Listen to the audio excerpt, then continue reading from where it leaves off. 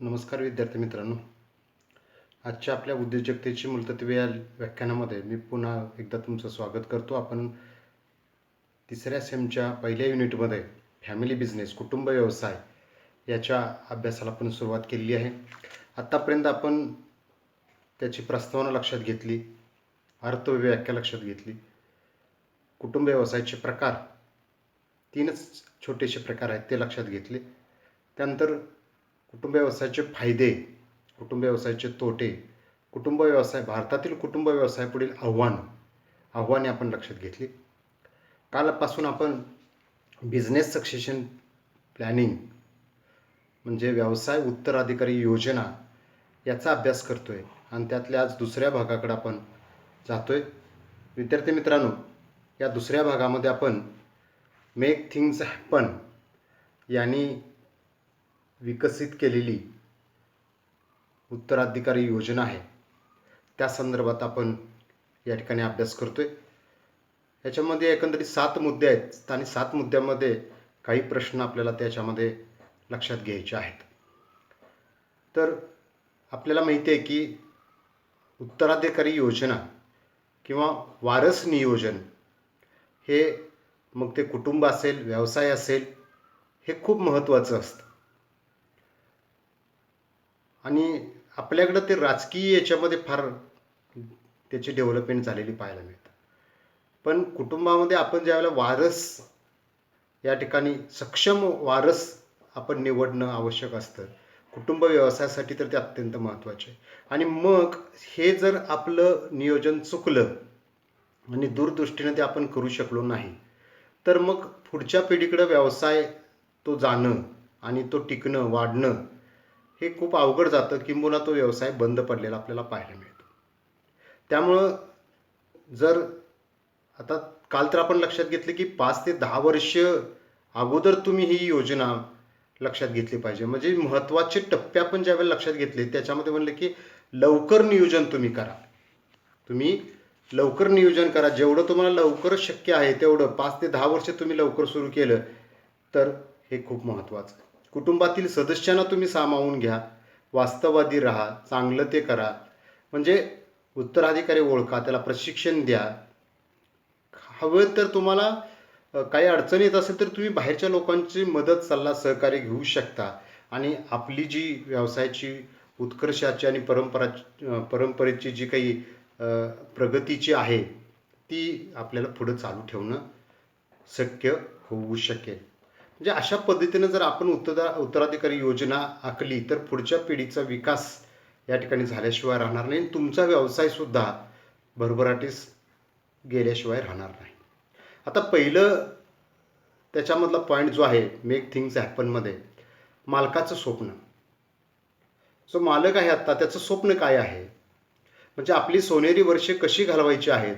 सोनेरी वर्ष म्हणजे कुठली? आता तुम्ही आयुष्यभर कष्ट केलं, अपार कष्ट केलं, तुम्ही तुमच्या शरीराकडं, तुमच्या मनाकडं, तुमच्या आवडीकडं, तुमच्या निवडीकडं, तुमच्या कुठल्याही गोष्टी तुम्ही फारसं लक्ष दिलं नाही, पण तुमचा व्यवसाय वाढवण्यासाठी, पैसा कमवण्यासाठी, तुमचा नावलौकिक कमवण्यासाठी तुम्ही या सगळ्या गोष्टीवरती त्याग केला असं मी म्हणेन. तर आता जी तुम्हाला रिटायरमेंट नंतर जी तुमचे आयुष्य आहे त्याला या ठिकाणी मेक थिंग्स हॅपनमध्ये सोनेरी वर्ष म्हटलेलं आहे. आणि ती सोनेरी वर्ष तुम्हाला कशी घालवायची आहेत. मी आजच वाचलं, जर तुम्ही 15 दिवस चालला नाही पायी, तर तुमचं 10 वर्षाने आयुष्य कमी होतं. हे कधी 50 नंतर. 50 नंतर तुम्ही जर 15 दिवस चालला नाही, 1 तास दररोज व्यायाम केला नाही, चालला नाही, तर तुमचं आयुष्य कमी होत जातं. तुमच्या शरीरावरती सुरकुत्या वाढत जातात, तुमच्यातला उत्साह कमी होत जातो. आणि हे काही आरोग्यविषयक तज्ज्ञ असतात, संघटना असतात, त्यांचीही मतं असतात. म्हणजे तुमची जी आयुष्यातली जी आता रिटायरमेंटची नंतरची आयुष्य आहेत ती सोनेरी वर्षे ठरायची असतील तर तुमच्या वारसानं तुमच्या समोर त्यानं चांगल्या पद्धतीने तो व्यवसाय चालवून दाखवला पाहिजे. आणि तो जर चालवू शकला नाही तर तुम्हाला वाईट वाटायला सुरू होतं आणि तुमच्या सोनेरी वर्षांचा तो, म्हणजे काय म्हणतो आपण त्याला, त्याची वाट लागते. आपले स्वप्न प्रत्यक्षात आणण्यासाठी काय हवे? म्हणजे तुम्हाला तुमचा व्यवसाय आणि मोठे होताना पाहायचा असेल आणि तो तुमच्या वारसदारांनी किंवा उत्तराधिकाऱ्यांनी तो करावा असं वाटत असेल, तर तुम्ही तुमचं स्वप्न त्यांच्या मनामध्ये सांगितलं पाहिजे, मनामध्ये त्यांचे उतरवलं पाहिजे आणि ते प्रत्यक्षात आणण्यासाठी त्यांना स्वातंत्र्य अधिकार दिले पाहिजेत. आपण कुटुंबातच व्यवसाय ठेवू इच्छिता, म्हणजे तुमचं स्वप्न काय आहे? तुम्हाला माहिती आहे का, तुमचा उत्तराधिकारी, तुमचा वारसदार जो आहे तुमच्या घरातील, तो सक्षम आहे, पात्र आहे? आणि असेल तर त्याला सोपवायला पाहिजे. नसेल तर काल आपण याच्यामध्ये लक्षात घेतलं की तुम्ही तो व्यवसाय एकतर विकू शकता किंवा बाहेरच्या लोकांची मदत त्याच्यामध्ये तुम्ही घेऊ शकता, किंवा तुमच्यातले काही शेअर्स तुम्ही बाहेरच्या लोकांना विकू शकता, पण तुमचा ताबा त्याच्यावरचा जाणार, मालकी हक्काचा ताबा त्याच्यामधला जाऊ शकतो. आपण मी ऐवजी आम्ही असा बदल करू शकता. म्हणजे एक वारसदाराला तुम्हाला जर तो व्यवसाय सक्षमपणे चालवण्याबद्दल साशंकता असेल तर त्याच्या चोरीला तुम्ही दुसरा द्या आणि मी ऐवजी आम्ही दोघांनी, मी एकट्याने ऐवजी आम्ही दोघांनी असं म्हणू शकता तुम्ही. तर तुमचं हे या ठिकाणी त्या मेक थिंग्स हॅपन ह्याच्यामधले या 4 प्रश्न याच्यामध्ये विचारलेले आहेत. परंतु तुमचं स्वप्न काय आहे हे तुमच्या पुढच्या पिढीला कळलं पाहिजे आणि ते स्वप्न पूर्ण करण्यासाठी त्यांनी त्याच्यामध्ये भाग घेणार आहेत का? तुम्हाला त्याच्यासाठी म्हणजे ते अपार कष्ट करायला तयार आहेत का? मेहनत घ्यायला तयार आहेत का? तुमचं स्वप्न पूर्ण करण्यासाठी ते तयार आहेत का? ह्याची चाचपणी तुम्हाला या उत्तराधिकारी योजनेमध्ये घेणं आवश्यक आहे. आणि त्यांचं जर तसं फेवरेबल सगळ्या गोष्टी असतील तर तुम्ही त्यांच्याकडे तो व्यवसाय तुमचा सोपवू शकता. आणि तुमचं स्वप्न भंग पावणार असेल, काही अडथळे त्याच्यामध्ये निर्माण होत असतील तर तुम्हाला you can reconsider this things. हे खूप महत्त्वाचं आहे. आता दुसरा मुद्दा याच्यामध्ये येतो, कुटुंबाची दूरदृष्टी. म्हणजे आपल्या कुटुंबातील सदस्याकडे स्वतःची अशी दूरदृष्टी आहे का? तुमच्याकडे आहे म्हणून तुम्ही तुमचा व्यवसाय नावारूपाला आणला, मग एवढ्या स्टेजला आणून ठेवला, तुमच्या पिढीमध्ये तुम्ही तो यशस्वी करून दाखवला. पुढच्या पिढीकडे तशी दूरदृष्टी आहे का? त्यांना तो तुमचा व्यवसाय पुढे चालवून तो मोठा करायचा आहे का तुमच्या व्यवसायामध्ये त्यांना इंटरेस्ट नाही? ही गोष्ट फार सूक्ष्मपणे आणि योग्य रीतीने तुम्ही फाइंड आउट करायला पाहिजे. पुढील पिढी व्यवसायाची मालकी किंवा संचालन करू इच्छिते का?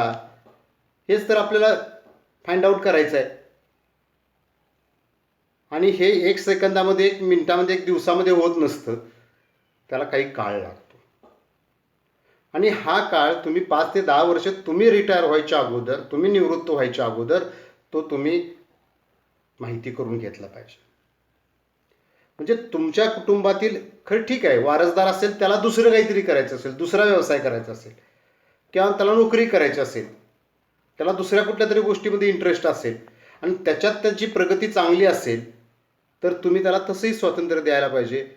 म्हणजे तुमच्या कुटुंबाचं म्हणणं काय आहे, तुमच्या कुटुंबातील सदस्यांची याबद्दलची परिस्थिती काय आहे, प्रतिसाद काय आहे, प्रतिक्रिया काय आहे, मत काय आहे, हे जाणून घेणं या दुसऱ्या महत्त्वाच्या मुद्द्यामध्ये आपल्याला करायला. तिसरं आहे व्यवसायाची व्यूहरचनात्मक योजना.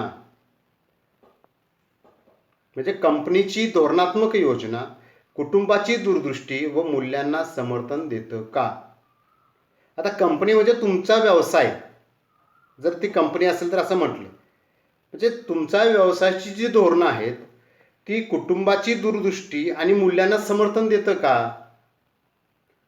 अगदी थोडक्यात आपल्या भाषेमध्ये म्हणायचं असेल, समजून घ्यायचं असेल तर तुमचा कुटुंब त्या व्यवसायाच्या याच्यामध्ये हिरिरीने भाग घेण्यामध्ये तयार आहे का? कुटुंबातील सदस्य तो व्यवसाय पुढे वाढवावा, चालवावा आणि यशस्वी व्हावा या संदर्भात सक्रियपणे सहभागी व्हायला, कष्ट करायला, अपार मेहनत करायला तयार आहेत का? हे या वाक्यावरून आपल्याला लक्षात येईल. व्यवसायात दीर्घकालीन व्यवहार्यता आणि उत्तराधिकारीसाठी स्थिर आहे का? म्हणजे फिजिबिलिटी लक्षात घेतलेली आहे. म्हणजे काही व्यवसाय असतात ते पिढ्यानपिढ्या चालतात आता गाडगिळ्यांचं सोन्याचं म्हणजे सोन्याला काही मरण नाही आणि सोन्याला काही व्यवहार थांबणार नाहीत. हे किती पिढ्या तरी चालला तर तो व्यवसाय चालणार आहे. पण बदलत्या परिस्थितीनुसार, ग्राहकांच्या मनस्थितीनुसार, वर्तनानुसार तुमच्या व्यवसायामध्ये बदल करणं अपेक्षित आहे. आता 100 वर्षापेक्षा जास्त काल गाडगिळ्यांची ब्रँच नव्हती, त्यांनी कधी जाहिरात केली नव्हती. पण आता त्यांच्या ब्रँचेस पाहायला मिळतात आणि टेलिव्हिजनवरती जाहिरात मोठ्या प्रमाणावरती तुम्हाला वेगवेगळ्या वाहिन्यांच्या पुरस्कर्त्यांच्या स्वरूपात पाहायला मिळतात. म्हणजे हा बदल त्यांनी स्वीकारला. कदाचित 100 वर्ष म्हणल्या तिसरी चौथी पिढी असेल, हा बदल त्यांनी स्वीकारला. म्हणजे हे दीर्घकालीन व्यवहार येत आहे. त्यांना आता लक्षात आलं आपल्याला व्यवसाय वाढवायचा आहे. आता आपल्या कुटुंबामधले सदस्य सुद्धा तेवढे आहेत, तर आपण ब्रँचेस काढूया आणि ब्रँचेस काढल्यानंतर तिथल्या लोकांना माहिती व्हावं म्हणून आपण जाहिरात करूया. पूर्वी वामन हरी पेठे होते, आता पुन्हा गाडगीळ आले. आपला अचानक मृत्यू किंवा असमर्थता निर्माण झाली तर व्यवसाय पुढे चालू राहू शकेल का? राहू शकतो. पण त्या संदर्भात तुम्ही जे उत्तराधिकारी नेमलेले आहेत, म्हणून तर तुम्हाला 5-10 वर्ष अगोदर ही योजना तयार करून ठेवायला पाहिजे. कधी हार्ट अटॅक येऊ शकतो, अपघात होऊ शकतो, मृत्यू होऊ शकतो, तुम्ही असमर्थ बनू शकता वगैरे वगैरे. तर त्या संदर्भात तुम्हाला डिटेल्स विचार करून त्या संदर्भातले निर्णय घेऊन ठेवायला पाहिजेत. उत्तराधिकारी तयार करणे ही सुद्धा जबाबदारी, तुम्ही जसा व्यवसाय डेव्हलप करताय तसा तुमचा उत्तराधिकारी सुद्धा तुम्ही डेव्हलप करायला पाहिजे. कुटुंबातील कोणते सदस्य या व्यवसायात प्रवेश करू शकतील हे जाणायचं आहे आणि त्याला तुम्ही सपोर्ट करायचा आहे. त्याला तुम्ही पुढे जाण्यासाठी साथ द्यायची आहे. आपण कोणती तयारी केली आहे, तुम्ही काय केलं आहे कुटुंबासाठी, कुटुंबाने पुढच्या लोकांनी तुमच्या व्यवसायामध्ये भाग घ्यावा म्हणून. जसं तुम्ही त्याची पात्रता, क्षमता सगळं बघताय, तसं तुम्ही त्याच्यासाठी, तो डेव्हलप होण्यासाठी काय केलं. मी तुम्हाला परवा हिरे व्यापारी सांगितलं, त्या मुलाला प्रवेश करण्याच्या अगोदर 6 महिने त्याला जग आणि गरिबी, पैसा कसा मिळवायचा हे कळण्यासाठी त्यांनी ते ट्रेनिंगच म्हणायचं, त्यासाठी पाठवलं. आणि मग त्याला त्याची जाण झाल्यानंतर, जाणीव झाल्यानंतर त्याच्या व्यवसायामध्ये हजारो कोटी रुपयाचा व्यवसाय निर्धास्तपणे सोपवला. आपण त्यांना कसे तयार करणार आहात, मी तुम्हाला हे उदाहरण दिलं, त्याने त्या पद्धतीने केलं. तुम्ही कसे करणार आहात.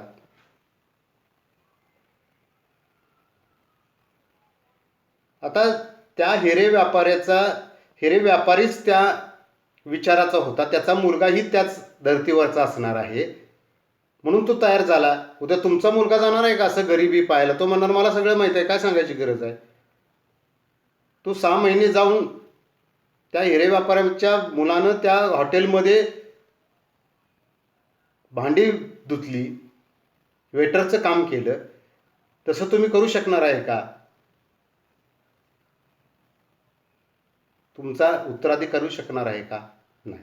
करावे अशी माझी अपेक्षा नाही, पण त्याला परिस्थितीची, गरिबीची, आर्थिक बाबींची माहिती असायला पाहिजे, जाण असायला पाहिजे, हे त्याच्यामधनं अपेक्षित आहे.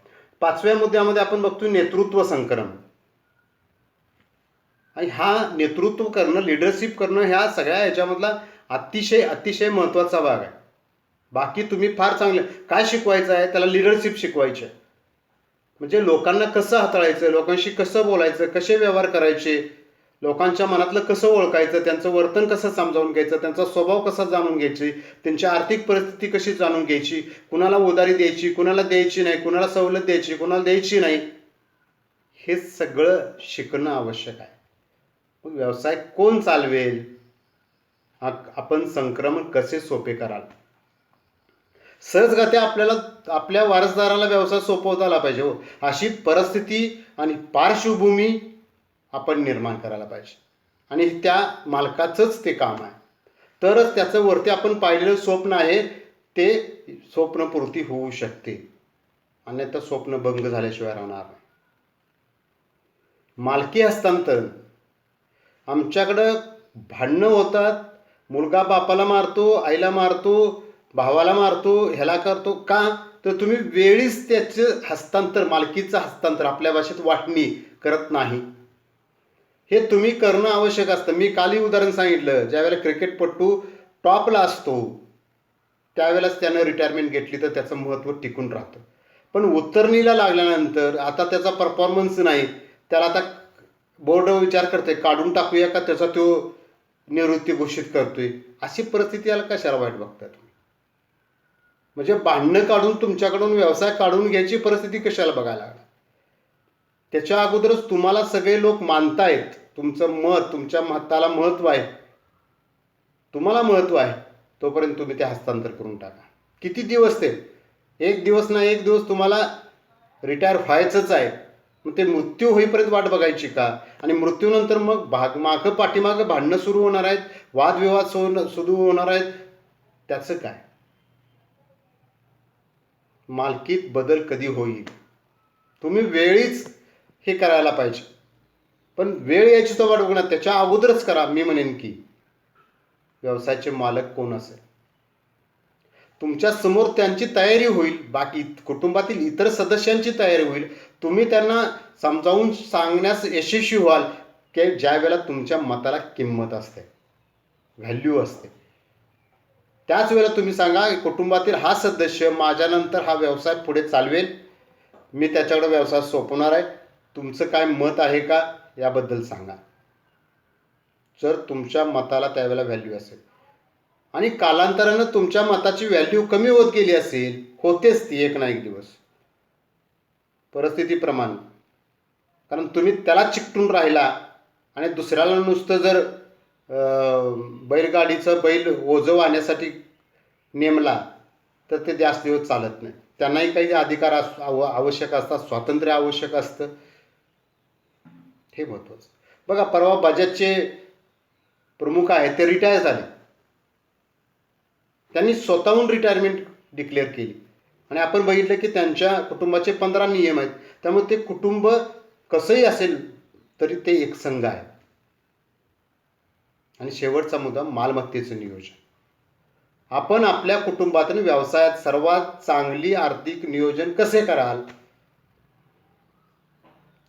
हे खूप महत्त्वाचं. आम्ही दुसऱ्याला आपलं तत्वज्ञान सांगतो, दुसऱ्याने कसं वागावं सांगतो, पण आपल्या कुटुंबात आपण कसं नियोजन करायला पाहिजे ते ठरवतो.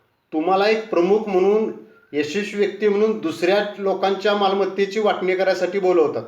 तुम्ही जाता, त्यांचं करता सुद्धा, पण तुमच्या कुटुंबातलं तुम्ही यशस्वीपणे केलं का हा माझा पहिला प्रश्न आहे.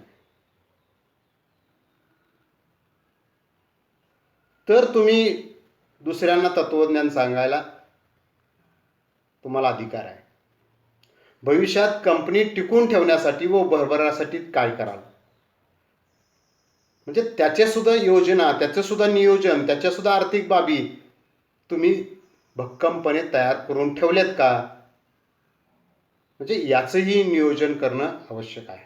म्हणजे तुम्ही तुमचा व्यवसाय स्थापन करून वाढवण्यासाठी जेवढं कष्ट घेतलं तसं तो भविष्यात टिकावा यासाठी तुमच्या योजना काय आहेत हे सुद्धा खूप महत्त्वाचं आहे. आणि आतापर्यंतच्या तुमच्या अनुभवाच्या आधारे तुम्ही हे करायचं आहे. तुम्ही म्हणाल मी आता सोपवलं, त्यांना काय करायचं ते करू दे, ते करतील, ते त्यांच्या बुद्धीने, त्यांच्या सदस्य बुद्धीच्या चातुर्यावरती ते करतील, नो डाऊट. पण तुमचा अनुभव या ठिकाणी जर काही सांगितला तुम्ही आणि तो जर त्यांना पटला तर ते अधिक यशस्वी होतील, लवकर होतील. आणि मालमत्तेचे नियोजन कसे कराल, म्हणजे कितीही समान वाटण्या करायच्या म्हटल्या तर त्या होत नसतात. वाद हे राहतातच, अनेक गोष्टीत राहतात. मला काळच दिलं, त्याला पांढरं दिलं, काळ्या पांढऱ्यावरून होतात, रंगावून होतात, सगळ्या गोष्टींना होतात.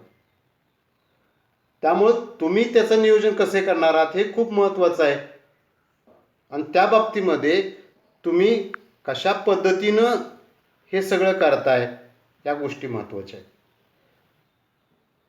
तर विद्यार्थी मित्रांनो, मेक थिंग्स हॅपन या संदर्भात आपल्याला व्हिडिओ या संदर्भात आहे, तो आपण यानंतर पाहूया.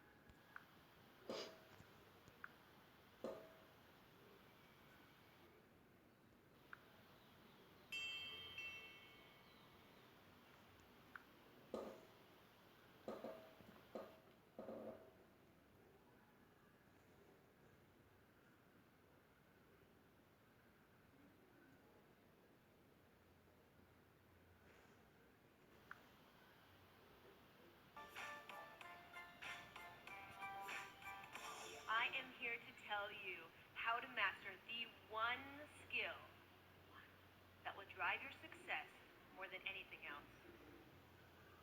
This has worked for me, and it can. And I can tell you, it's not IQ. How many smart people do you know that aren't successful? And it's not hard work either. How many people do you know working day in and day out and getting nowhere? This is what we'd hope that success looked like, up and to the right, a straight line. Does everyone wish that this looked like success? The reality is, this is not what it looks like. And it's not what it looked like for me. I started really far down here on the bottom, and years of trials and tribulations. Somewhere up here, still going through, somewhere up here, hopefully make it to the end someday. How many of you have ever been broke? Yeah. Or stuck? Didn't know what was next? I have been broke too. This is the bank account, and I have actually the balance sheet that I sent to my parents showing I had $366 to my name. I was like, I am broke. What am I going to do? And today, I'm the CEO of a global technology company. I've invested, as Simon said, more than 70 companies that have had exits, 12 of them for over $500 million. And one of those companies and one of those investments actually IPO'd, and it went over $1 billion on the first day of trading. Thank you.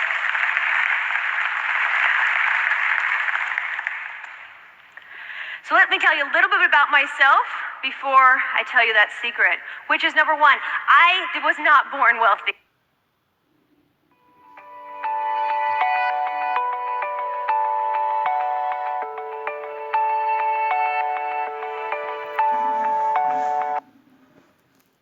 My parents were entrepreneurs. I grew up in Portland, Oregon. At the dinner table, we didn't talk about the sports I played or my day at school. We talked about the challenges they had every single day. It was insane. And the memories is just challenging. And when you look back at having to go through the ups and downs of two entrepreneurs, not just one, it made a huge impact on my life. So when I graduated from college, I went to LA and I worked for a hot internet startup. This is at the start of the .com. I was so lucky. The first company, it raised $1 million, then it raised $120 million. I hired and I called every friend I knew. I'm like, we are going to be .com millionaires. It's going to be huge. You have to come work with me. It was incredible. But unfortunately, nearly 2 years later, the company went bankrupt. And again, I was broke. In an instant, I had to lay off my friends and eventually myself. And I felt like such a failure. Have you ever been there when someone pushes delete on your career, your identity, your future, and your income? In one moment, it all disappeared.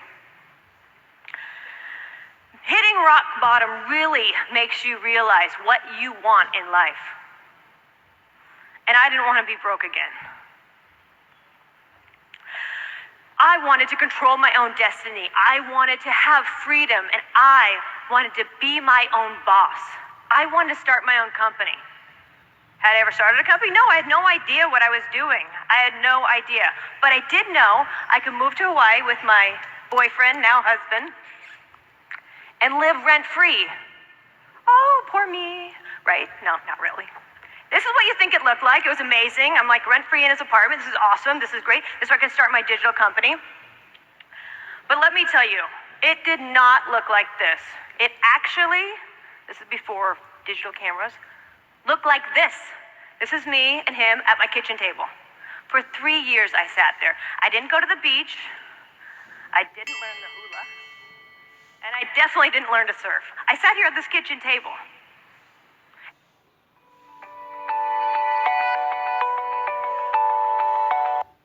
And eventually, with hard work and perseverance, that company turned into a $100 million company, which I sold. 2008, sold again. In 2014 for $235 million.